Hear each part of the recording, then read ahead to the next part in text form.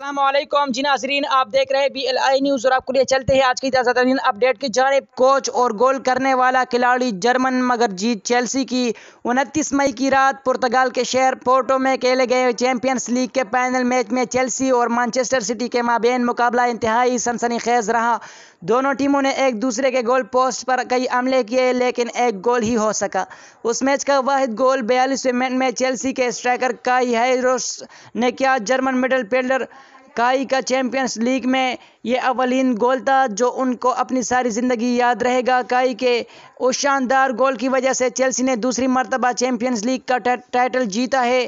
Match سے قبل Manchester city کو فیورٹ قرار دیا جا رہا تھا۔ اگر مانچسٹر سٹی یہ میچ جیت جاتی تو اس کا یہ پہلا ٹائٹل ہوتا۔ توماس ٹوخل نے پیپ گارڈیولا کا خواب چکنا چور کر دیا۔ چیلسی کی اس کامیابی کو کلب کے جرمن کوچ توماس ٹوخل کی بہترین منصوبہ بندی بھی قرار دیا جا رہا ہے۔ جرمن صوبے باویرا میں پیدا ہونے والے توماس ٹوخل نے کہا، ہم نے یہ میچ جیتنا تھا۔ ہم نے ٹیم کے ہر کھلاڑی کی حوصلہ افزائی کی کہ وہ کھل کر کھیلے، بالخصوص دوسرا ہاف بھرپور مقابلے سے پر تھا۔